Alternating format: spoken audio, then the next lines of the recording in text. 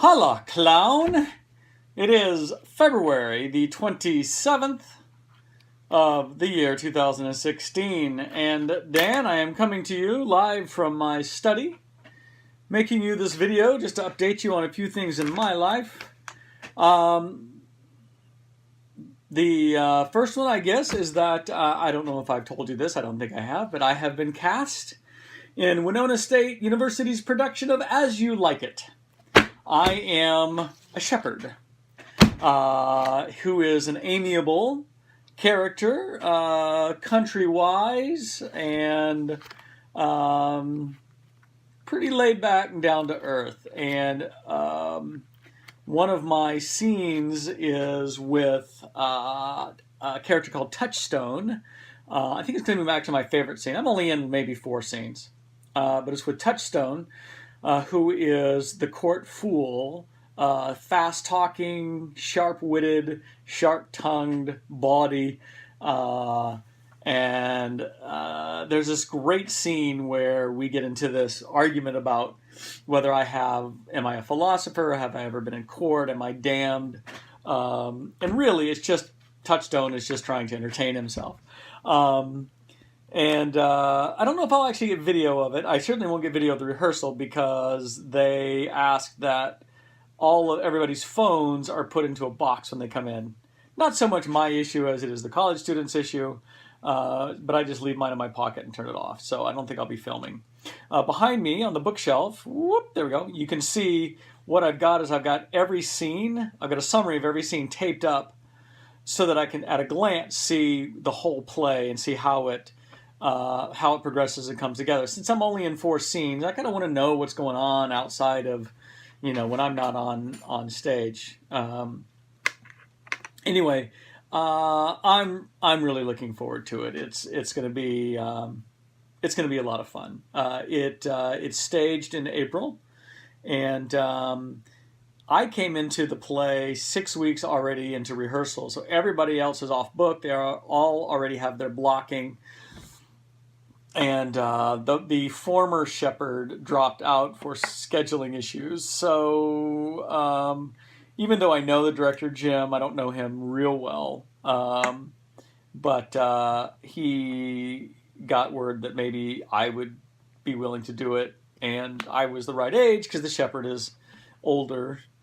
Jim told me to play it like a 50-year-old. And I told him, I said, I'm already almost 50. How would I do that any differently than I am? But so anyway, so what I'm doing is I'm kind of walking, like a little pigeon toed, and I'm just, my back is just sort of hunched, and I'm just sort of, walking just sort of a shuffle. I still walk quickly, but I'm trying to create an old man walk. Anyway, the play is set in 1940 France. No, there are no Nazis in the play, which is, I guess for verisimilitude there would be, but there are not. One of the funniest things that I keep getting stage direction on is my enunciation, which is really funny because I probably enunciate more than your average person does, and I certainly am on my kids about that all the time, but I don't enunciate nearly as well as Jim would like me to. There's one line where I say, no more, but that I know, the more at ease one is, or the more one sickens, the worse at ease he is. The worse at ease. And it's not at ease, like at with a D, it's at ease. The worse at ease he is. And then there's another line where I say, yes, we are still handling our U's, as in EWES. We are still handling, it's not our U's, it's our U's,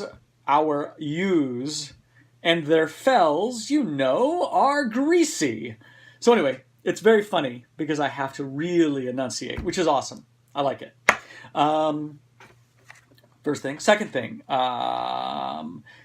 right now is the Frozen River Film Festival in Winona, and Colleen and I are volunteering at it in 15 minutes.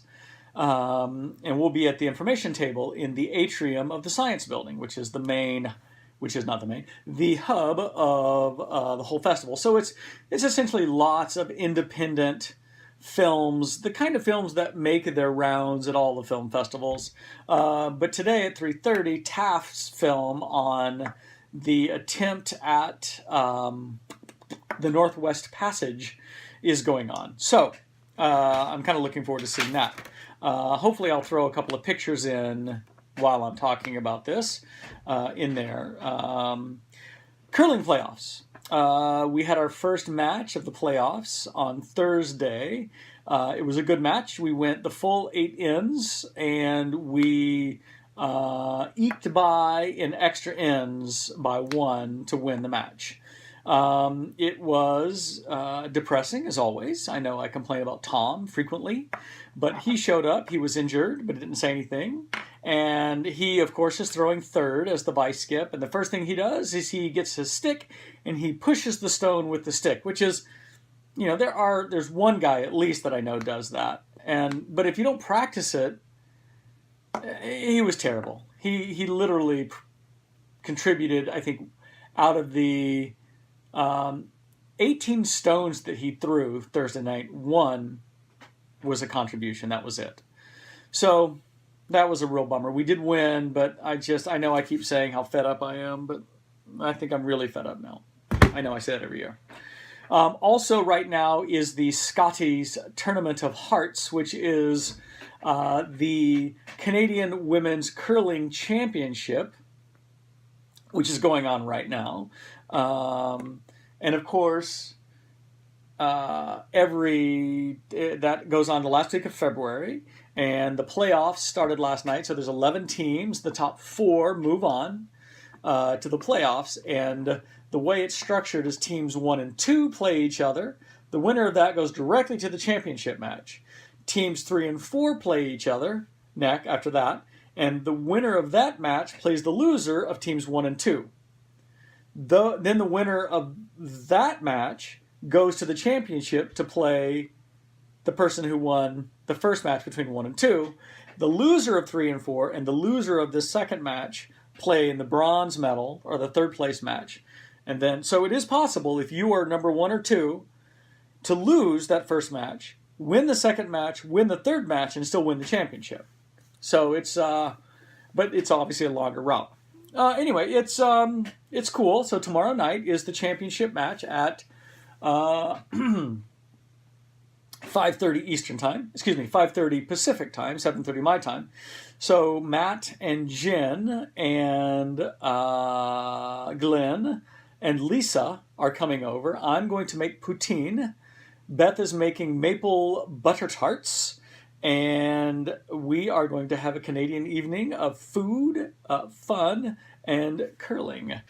So, anyway, I've been watching a lot of it, and I'm kind of just about as knowledgeable and into it as you are MLS. I need to be writing a blog, clearly.